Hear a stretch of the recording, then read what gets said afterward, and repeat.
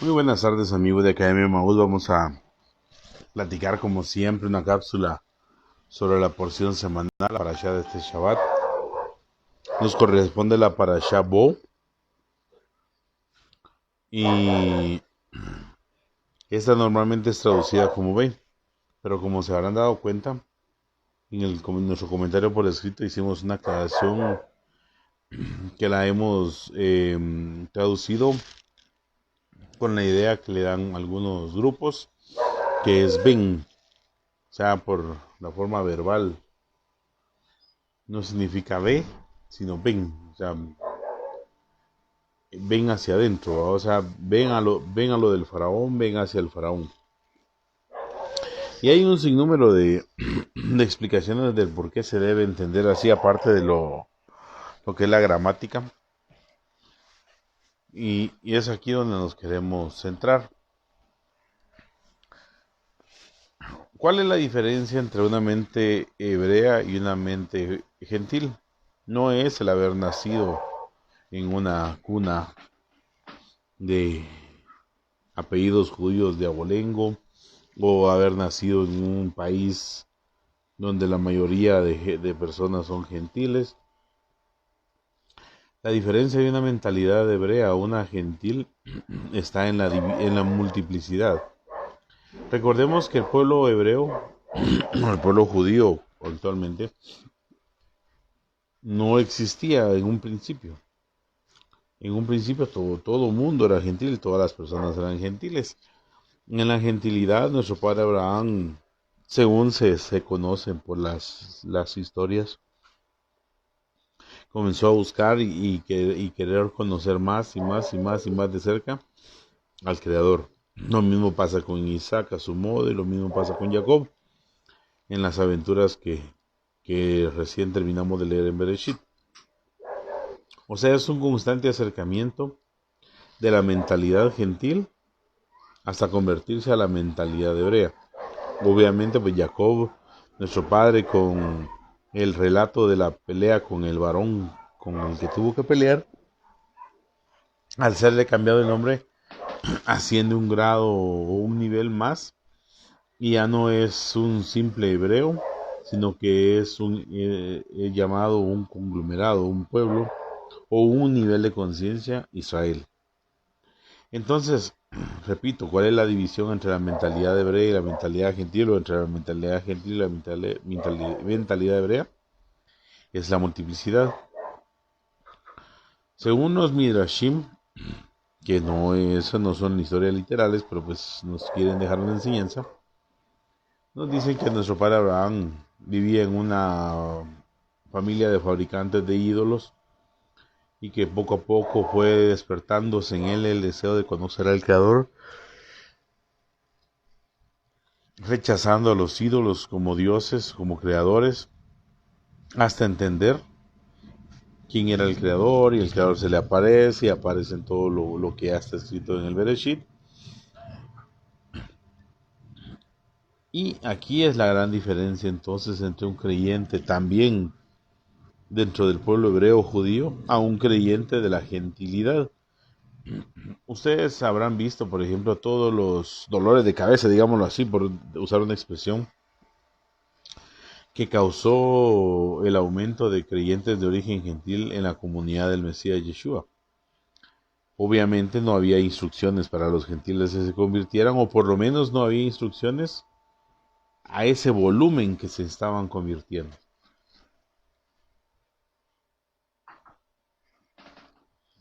Esa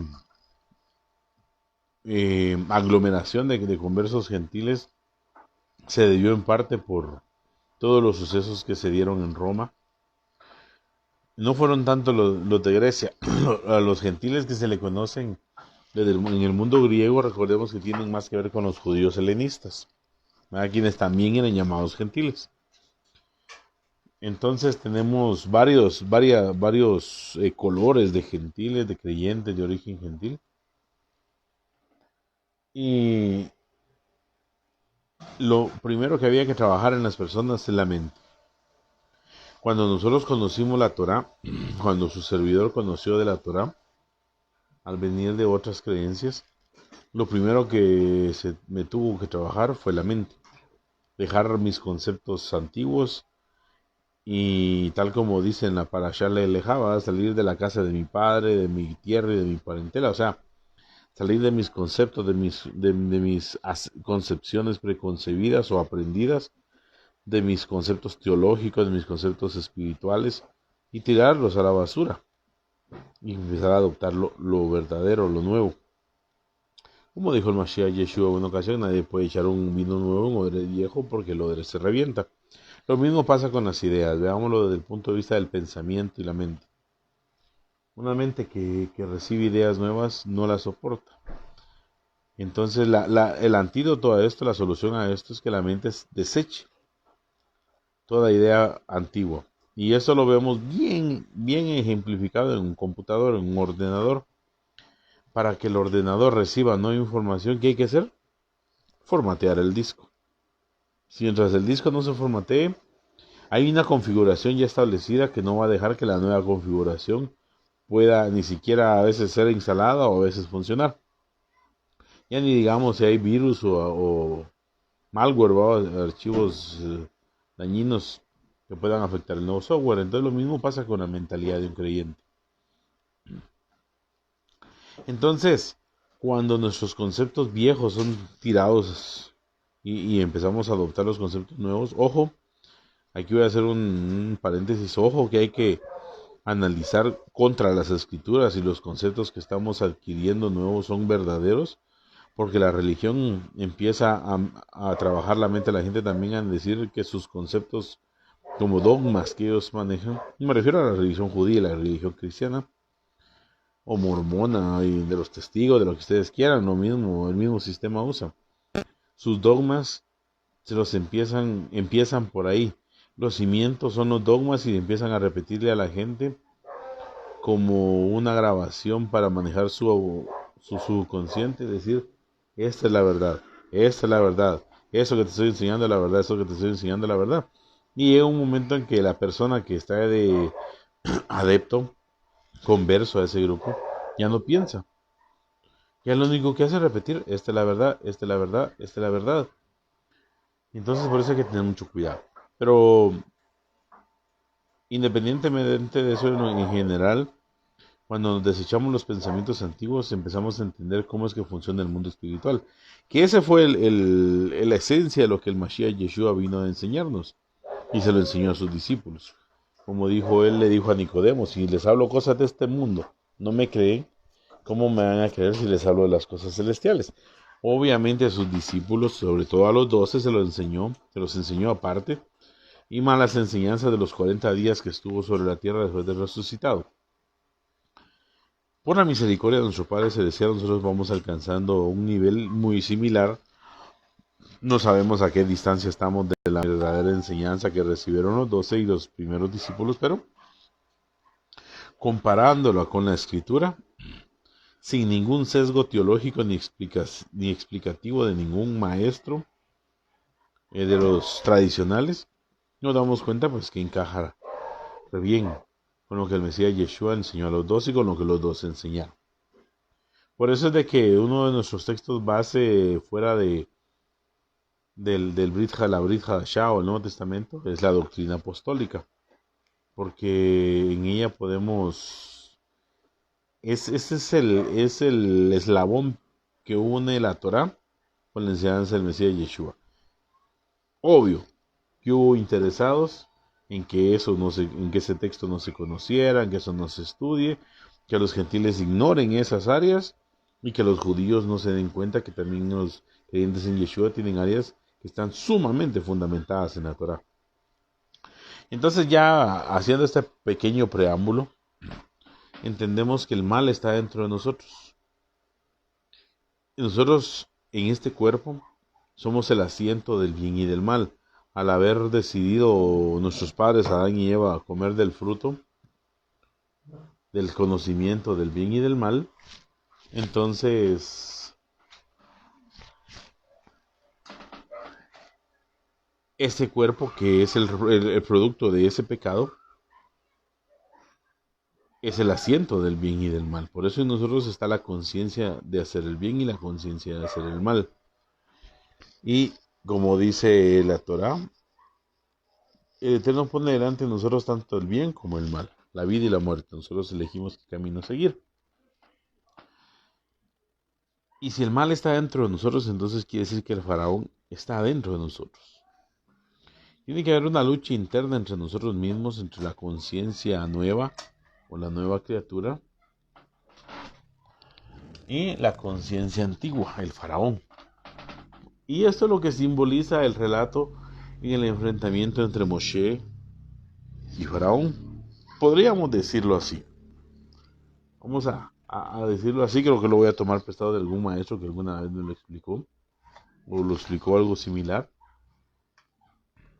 El Faraón es la Nefesh, Aarón es el Ruach, y Moshe representaría la Neshama.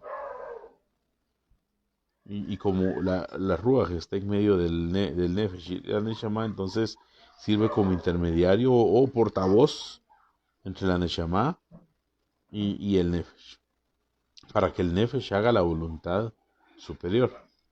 Entonces, por eso es que Moshe recibe el llamado, dice, ven a donde está Faraón, pero ven. Entonces suena un poquito incoherente para una mente que no ha entendido los principios espirituales. Pero por eso es que hay que estudiar y pedirle mucho al Padre que nos regale del Espíritu del Mesías Yeshua para poder entender esos principios espirituales. Por ejemplo, cuando vemos que el galimatías que ha hecho la religión cristiana del término del Satán, ¿verdad? Del diablo, cómo lo ha tergiversado. El judaísmo pues también no canta mala ranchera, pero no lo han tergiversado tanto como los grupos cristianos. Entonces se perdieron en la interpretación de los textos bíblicos. Y ese es un peligro porque empiezan a salir entonces interpretaciones, enseñanzas totalmente erradas. Y ahora, resultado de eso, vemos a la gente que tiene miedo que se levante la bestia y que el anticristo y que les van a poner un chip por medio de no sé qué. Pero ese es producto de haber entendido mal las escrituras y no preocuparse por entenderlas de una forma correcta e histórica. Así es de que, retomando el punto, entonces, Moshe, que es el receptor, la parte receptora de los mandamientos, quiere que la Nefesh, el faraón, acate esos mandamientos, como diría el Salmo. Alaba alma mía a Adonai. Entonces en hebreo dice Halelina Oshi et Adonai. Porque el Nefesh, que es el faraón, está sentado en nuestras vísceras, en nuestros intestinos, en nuestros riñones, dicen algunas versiones. Y allí es donde tiene que llegar la santidad. Recordemos que ¿para qué estamos en el mundo? ¿Para qué estamos en el mundo? En el mundo estamos para purificar nuestro cuerpo, para que el alma predomine sobre las apetencias del cuerpo y lo purifique. Mashiach Yeshua dijo en una ocasión, el espíritu está dispuesto, pero la carne es débil. Los dos contienden entre sí para que no hagáis lo que queréis o que querráis. Y esa es nuestra lucha constante, esa es la lucha entre Moisés y el faraón. Que entonces dejar salir al pueblo, como hemos dicho ya varias veces, pero es importante que se quede eso fijo en nuestro auditorio, es que dejar que aflore esa conciencia que Israel. Dijimos en un principio que nuestro padre Abraham, Isaac y Jacob eran gentiles, pero dejaron aflorar esa parte que es llamada Israel, ese estado de conciencia, ese nivel de conciencia, de entendimiento, de aprehensión al Creador. Bendito sea su nombre, nuestro Padre Celestial. Entonces, solo si el faraón, la Nefesh, el ego, el Satán, se oponen, vamos a tener que sufrir enfermedades, castigos, tribulaciones, turbulencias, aflicciones, porque nos estamos oponiendo a que esa chispa divina que es en nosotros, que es esa conciencia llamada Israel, alabe al Creador. Entonces, si nos oponemos, vamos a recibir las plagas. Lo que representan las plagas serían pues los problemas diarios, las tribulaciones del ser humano. Pero si dejamos que salga, este nivel de conciencia, ese estado de conciencia va a llegar al lugar místico que se llama el Sinaí para recibir los mandamientos. Pero recordemos que los mandamientos se recibieron en dos etapas. Los primeros mandamientos y los segundos. Los del Mashiach Yeshua son los primeros, porque los segundos son consecuencia de haber pecado con el becerro de oro. Consecuencia en el sentido de que toda la legislación que se hizo de harás y no harás tiene que ver con el pecado que cometieron con el becerro. Eso no existía antes del becerro, quiere decir que si existe después del becerro es porque es causante el becerro. Entonces cuando el Mesías Yeshua nos introduce en el nuevo pacto, por medio de su sangre mística y su cuerpo místico, entonces se cumple Jeremías 31, cuando dice: esta es la señal del nuevo pacto. Escribiré mis mandamientos en sus corazones. Y eso es ir a adorar al Sinaí, recibir la Torah, pero la Torah verdadera, o sea, no porque la otra sea falsa. Me refiero a la verdadera porque es la primera, la original. La otra fue necesaria editarla. Es como que yo escribo un libro, pero mi hijo no lo entiende, entonces tengo que, bueno, no entiende las palabras, entonces tengo que volverlo a escribir, pero con dibujos, con símbolos y otro tipo de lenguaje, para la edad mental, espiritual que tiene. Así es la Torah. Si estamos en el Mesías Yeshua, somos capaces de soportar los primeros 10 mandamientos, más el 11º, que es ámense los unos a los otros. Pero si no somos capaces de recibir al Mesías Yeshua, entonces nos tenemos que ir por cualquier religión y empezar a buscarle y adorar al Padre por medio de la Torah segunda que recibió Moisés, con tanta legislación, prohibición, tanta estrictidez que nuestro Ruach no necesita, pero nuestro Nefesh sí. Mientras más pequeño es el niño, más cuidados y más reglamentaciones hay que aplicarle. Mientras más adulto, menos cuidados y menos reglamentación necesita. Ya las reglas vienen de otro nivel. Así es de que nuestro Padre Celestial nos conceda ir adentro de nosotros, a donde está el faraón, y que podamos hacer aflorar esa conciencia divina que tenemos, que se llama Israel, que es la chispa divina de nuestro Padre, y que es la conciencia crística también, que se llama en las religiones orientales. Así es de que para mí es un honor siempre estar aquí. Bendiciones para todos y Shabbat Shalom.